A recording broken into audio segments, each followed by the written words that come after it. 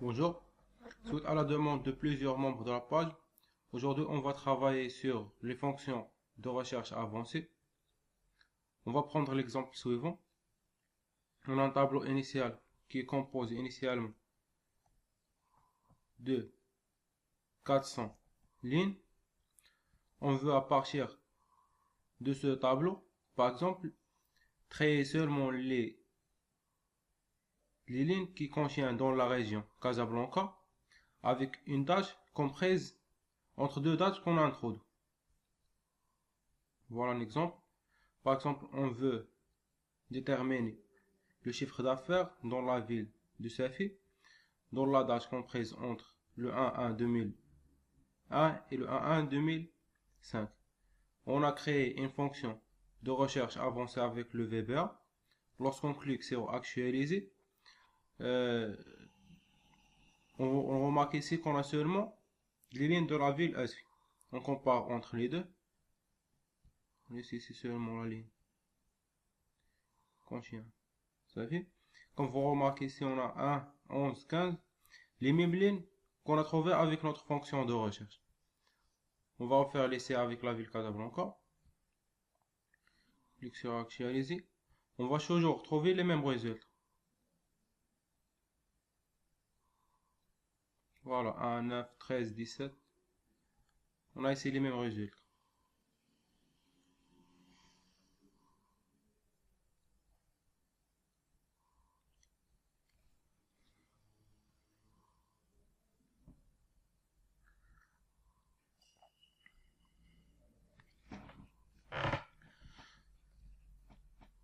Voilà pour réaliser cet exercice dans un premier temps.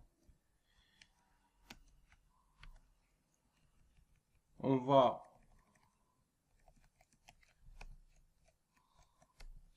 créer une feuille comme la suivante. On a seulement les informations qu'on introduit dans le début de notre macro sont la région, la date de début et la date de fin. Deux emplacements pour enregistrer le chiffre d'affaires et les unités vendues, ainsi que les intitulés des colonnes. J'ai pas pris tous les intitulés des colonnes, j'ai pris seulement 5 sèches entre 9 colonnes. J'ai supprimé la description du produit et, et la région. Voilà, on commence notre exercice. On insère tout d'abord une forme dans laquelle on va affecter notre macro. Voilà. On va le nommer actualiser 2.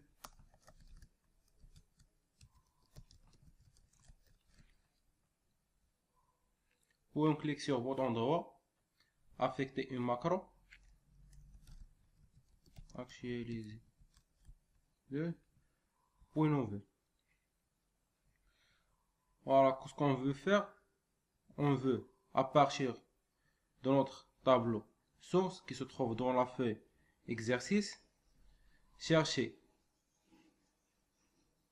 dans la colonne région seulement les lignes qui contiennent en région Casablanca. Alors on commence à rédiger notre code. On a besoin de deux compteurs. Le compteur I sera dédié pour parcourir la page exercice dans la ligne 2 jusqu'à la dernière ligne. Et le compteur J sera utilisé pour remplir la feuille résultat. On a besoin aussi de deux variables somme chiffre d'affaires qui va être initié par 0 et son produit qui va être initié aussi par 0. Pour boucler sur la feuille exercice de la ligne 2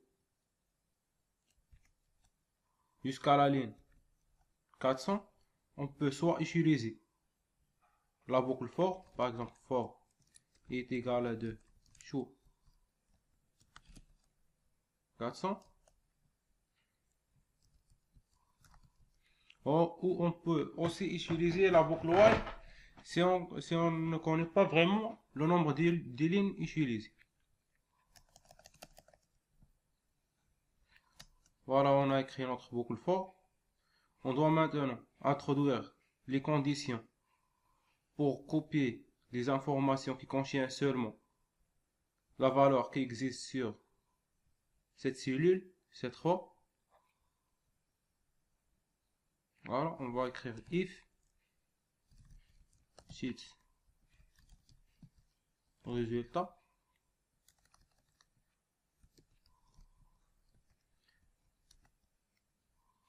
point sales 33 est égal à sheet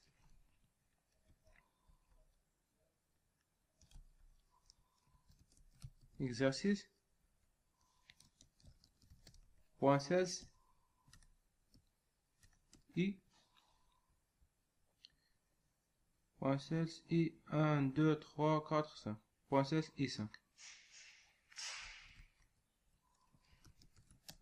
Dans cette première boucle if, on va comparer les éléments du tableau initial, exactement les éléments de la colonne 5, avec la valeur mentionnée dans la cellule 7 row. Si ces deux valeurs sont égaux, on va vérifier maintenant la condition sur la dash. Par exemple, if sheet résultat point sales 3, on a la date de début, c'est la 16 3 5 et la date de fin c'est la 16 3 6. Point 16 3 5, c'est cette valeur, elle doit être inférieure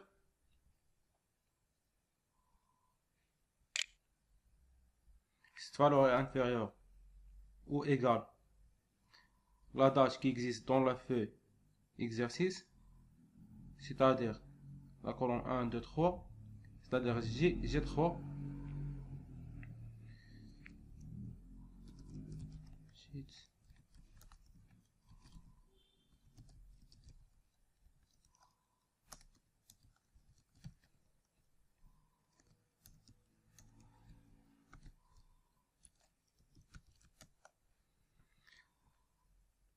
Après la vérification de l'existence du nom de la ville, on doit vérifier si la date est inférieure, est supérieure à la date de début ou non.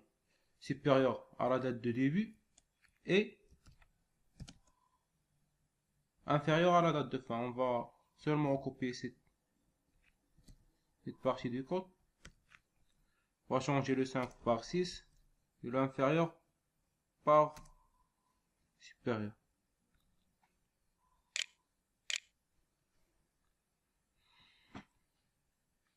Voilà, on introduit les deux conditions. Elle doit être égale à la nom du ville, puis la date qui existe dans la colonne 3 doit être comprise entre la date de début et la date de fin de notre classeur. Si on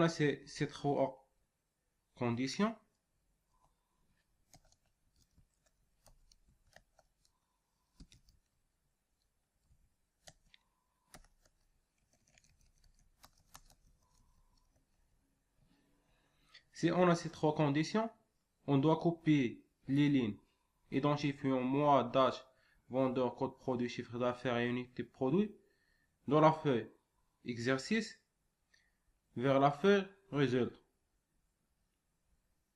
Voilà, on va écrire sheet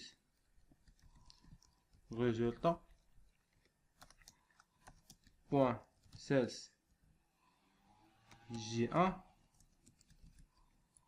est égal sheet exercice pour la cellule, par exemple I1. C'est pas par exemple, il doit être égal à sheet exercice pour la cellule I1. va copier cette ligne cette fois.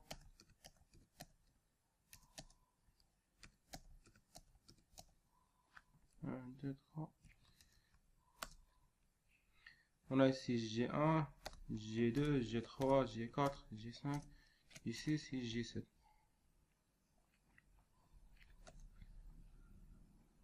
Voilà l'identifiant. Il est dans la colonne A, dans la feuille résultat, dans la feuille exercice. Le mois aussi, la date, le vendeur. Ils vont garder les mêmes numéros. Voilà, 1, 2.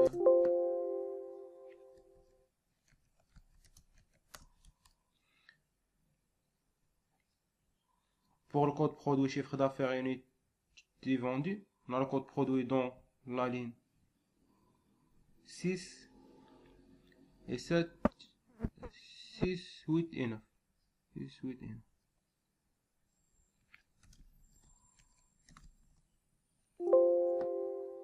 8 et 9.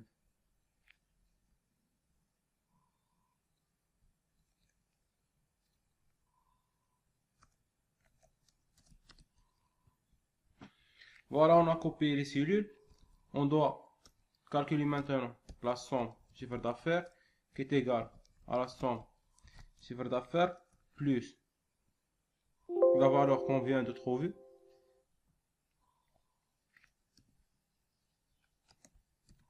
De même pour la somme produit qui est égale à l'ancien somme produit plus la valeur qu'on a trouvée et qui vérifie les trois conditions.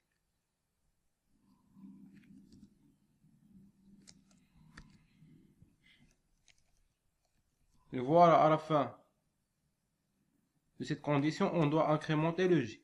Pourquoi on doit incrémenter le G? Tout simplement pour ce que à la prochaine valeur de I, si elle trouve par exemple dans la ligne, si elle trouve par exemple dans la ligne I est égal à 2, quand la ville est égale à Casablanca, J est égal à 1. Lorsqu'il va arriver à la prochaine ligne, par exemple I est égal à 6, et on a toujours la ville est égale à Casablanca, on doit enregistrer les informations dans la prochaine G qui est égale à l'ancienne valeur de J qu'on a initiée avec 7 plus 1, c'est-à-dire 8.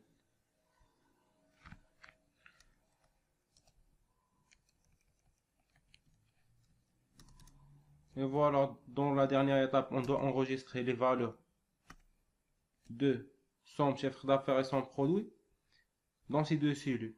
La cellule 2, 10 et la cellule 3, 10.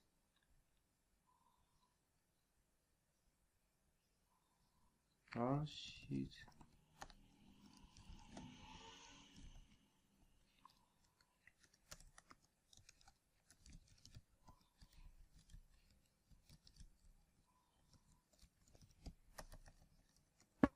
Égal, somme d'affaires et la cellule 3, 10 égale somme produit. Bon.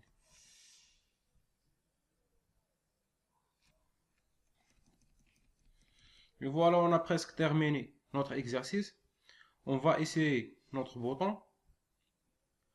Par exemple, lorsqu'on va cliquer sur actualiser, on a notre tableau qui est rempli.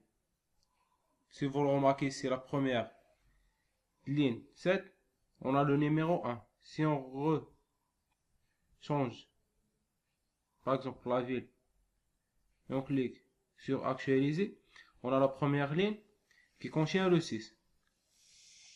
Le seul problème qui reste ici, c'est lorsqu'on va cliquer sur actualiser la première fois, le tableau doit être vide. Par exemple, si on clique sur la ville Casablanca et on clique sur actualiser, la dernière ligne c'est 74. si on change la ville, il se peut que certaines valeurs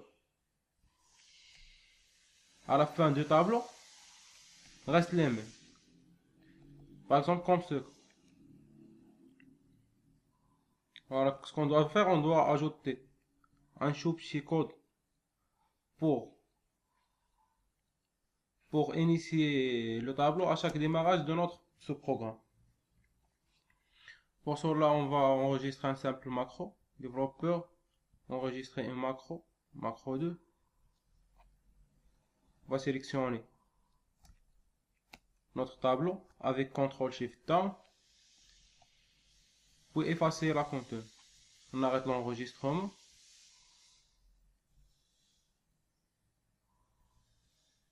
Et on va copier cette partie du macro sur notre code.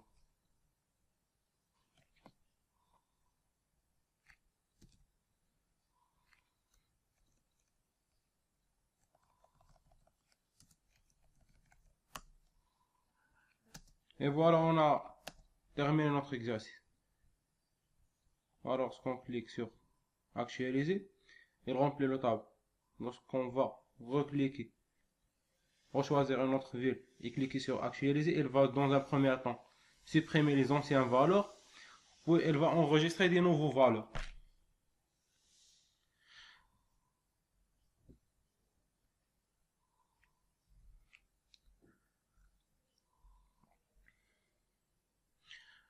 Notre programme dans ce cas, il est un peu rapide tout simplement parce que le tableau initial est composé seulement de 400 lignes. Si on suppose qu'on a par exemple un nombre de lignes plus important, on va reproduire ce tableau par exemple 10 fois. C'est-à-dire qu'on a 4000. C'est-à-dire qu'on a 4000 par exemple lignes.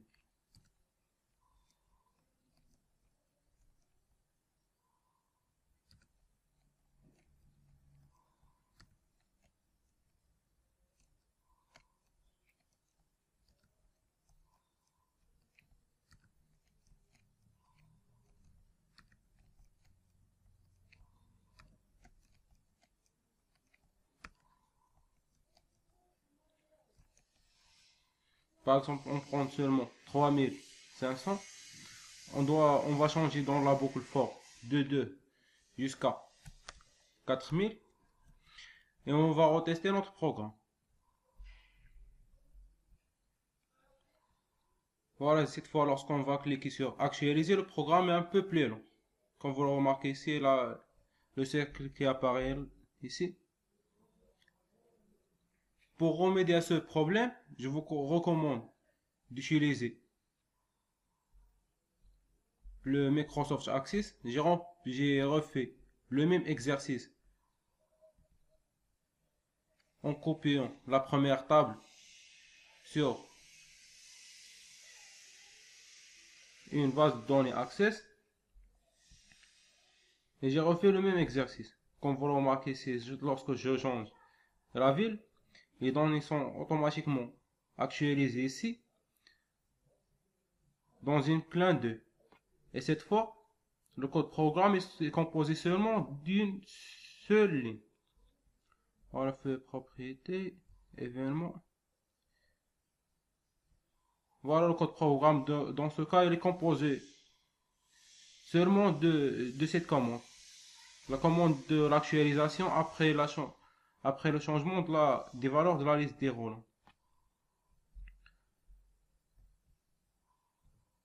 Voilà. Lorsqu'on change la ville, il s'actualise automatiquement.